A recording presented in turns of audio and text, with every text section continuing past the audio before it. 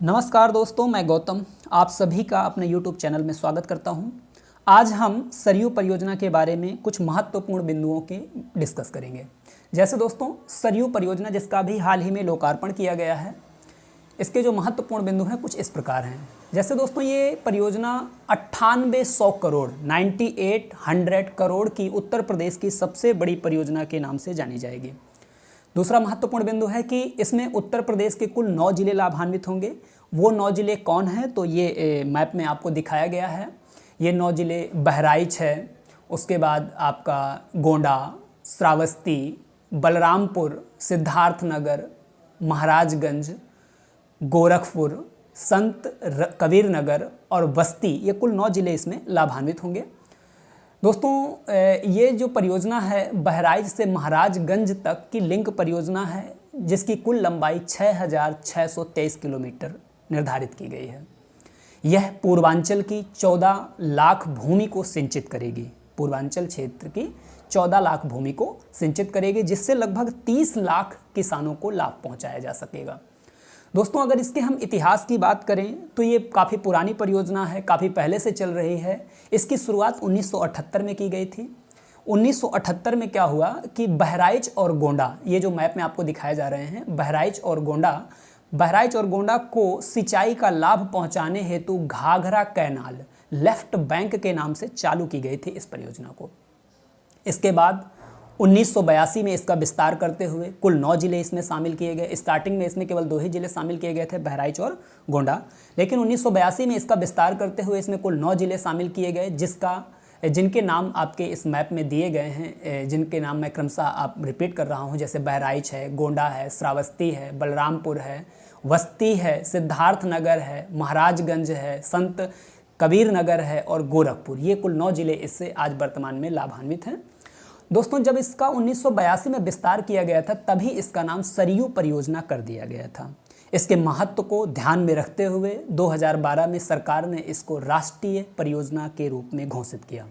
दोस्तों, स्टार्टिंग में राष्ट्रीय परियोजना के रूप में घोषित नहीं हुई थी, लेकिन 2012 में इसके महत्व को ध्यान में रखते हुए इसे राष्ट्रीय परियोजना के रूप में घोषित किया गया। तो अब हम इस परियोजना के बारे में बात करेंगे। जैसे कि मैंने पहले बताया है कि ये परियोजना बहराइच से महाराजगंज तक की लिंक परियोजना है, जिसकी लंबाई 6623 किलोमीटर है। अगर हम बात करें कि इसमें से कौन कौन से ज़िले और कौन सा क्षेत्र लाभान्वित होगा, तो आपको ये मैप में दिखाया गया है। ये देखो दोस्तों, बहराइच है। बहराइच से आगे आप जैसे बढ़ेंगे तो आपको श्रावस्ती मिलेगा। श्रावस्ती से जैसे थोड़ा सा आगे बढ़ेंगे तो बलरामपुर, फिर सिद्धार्थनगर और महाराजगंज।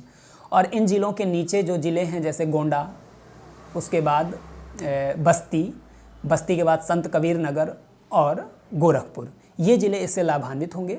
दोस्तों, इनमें से इस परियोजना के अंतर्गत कुल 5 नदियों को शामिल किया गया है, जैसे घाघरा नदी, सरयू नदी, राप्ती नदी, बाणगंगा नदी और रोहिणी नदी। इन्हीं 5 नदियों को आपस में लिंक किया जाएगा और तराई क्षेत्र के जो ये महत्वपूर्ण 9 जिले हैं, वहाँ की सिंचाई की समस्या को सॉल्व किया जाएगा। दोस्तों, अगर हम बात करें इस नदियों के बारे में, जो भी यहाँ 5 नदियाँ इसमें लिंक हैं, उन सभी नदियों के बारे में बात करें तो घाघरा नदी, आप सभी लोग जानते हो कि घाघरा नदी मापचाचुंग ग्लेशियर से निकलती है। यह नेपाल के मापचाचुंग ग्लेशियर से निकलती है और यह गंगा की एक महत्वपूर्ण सहायक नदी के रूप में जानी जाती है। दोस्तों, ये घाघरा नदी हिमालय से बेसिकली जब ये निकलती है तो इसको हम करनाली नदी के नाम से जानते हैं। ठीक है। घाघरा नदी की जो महत्वपूर्ण सहायक नदियां हैं वो सरयू नदी है, राप्ती नदी है और रोहिणी नदी है। वास्तव में रोहिणी नदी आपकी राप्ती की सहायक नदी है और राप्ती अंततः घाघरा में देवरिया के पास मिल जाती है और घाघरा नदी छपरा के पास गंगा नदी में मिल जाती है। तो हम एक एक नदी की पहले बात कर लेंगे। सबसे पहले हम बात करेंगे घाघरा नदी की। दोस्तों, घाघरा नदी, जैसा कि मैंने पहले ही बताया है कि ये मापचाचुंग ग्लेशियर नेपाल हिमालय से निकलती है और आगे चल करके गंगा में छपरा के पास मिल जाती है, अर्थात ये गंगा की एक महत्वपूर्ण सहायक नदी है। इसके बाद हम बात करेंगे सरयू नदी। दोस्तों, सरयू नदी ये भी उत्तराखंड के कुमायूं हिमालय से निकलती है। कहाँ से निकलती है? उत्तराखंड के कुमायूं हिमालय से निकलती है और सीतापुर के पास आकर ये घाघरा नदी में मिल जाती है। अब दोस्तों, बात हम करेंगे राप्ती नदी की। तो राप्ती नदी भी नेपाल हिमालय से निकलती है और यह देवरिया के पास घाघरा नदी में मिल जाती है। इसके बाद हम दोस्तों बात करेंगे रोहिणी नदी। तो रोहिणी नदी नेपाल की कपिलवस्तु के पास से निकलती है। दोस्तों ये कपिलवस्तु आप भली भांति जानते हैं शाक के गणराज्य की कैपिटल हुआ करती थी। प्राचीन इतिहास में आपने पढ़ा होगा शाक्य कुल, ठीक है ना, जिस कुल से भगवान बुद्ध बिलोंग करते थे।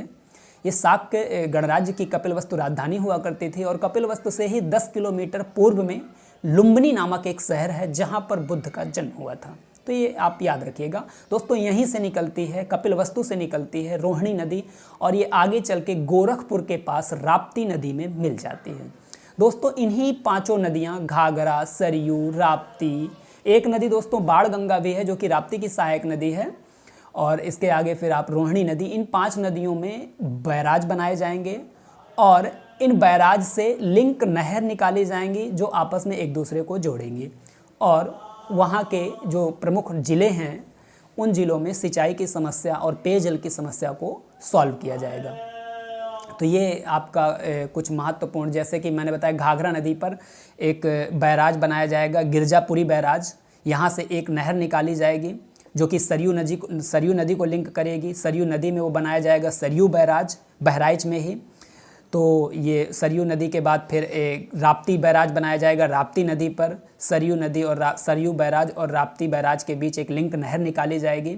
उसके बाद फिर राप्ती बैराज से पानी पहुंचाया जाएगा, बाणगंगा नदी पर एक बैराज बनाया जाएगा और तत्पश्चात इसके रोहिणी नदी पर एक बैराज बनाएंगे और इस बैराज से जो नहर निकाली जाएगी उसको रोहिणी बैराज तक पहुँचाया जाएगा पानी को। इस तरीके से यह एक लिंक परियोजना है जिसकी कुल लंबाई 6623 किलोमीटर है। और महत्वपूर्ण बिंदु यही है इसके कि इसमें कुल कितनी नदियों को शामिल किया गया है। तो इसमें कुल 5 नदियां शामिल है, घाघरा, सरयू, राप्ती, बाणगंगा और रोहिणी। 9 जिले कितने लाभान्वित हो रहे हैं, तो इससे कुल 9 जिले लाभान्वित हो रहे हैं जिनके नाम मैं पुनः एक बार बोले दे रहा हूँ। जैसे बहराइच है, श्रावस्ती है, बलरामपुर है, सिद्धार्थनगर है, महाराजगंज है। ये क्रमशः ऊपर से लाइन से हैं पश्चिम से पूर्व की दिशा में, और इनके नीचे जिले पश्चिम से पूर्व की दिशा में जैसे गोंडा है, बस्ती है, संत कबीर नगर है और गोरखपुर है। तो ये कुल 9 जिले हैं जो इससे लाभान्वित होंगे। तो दोस्तों आप मेरे साथ बने रहिएगा और इसी तरीके के महत्वपूर्ण इशू पर मैं अब चर्चा करता रहूँगा निरंतर। धन्यवाद दोस्तों, फिर मिलते हैं अगली क्लास में।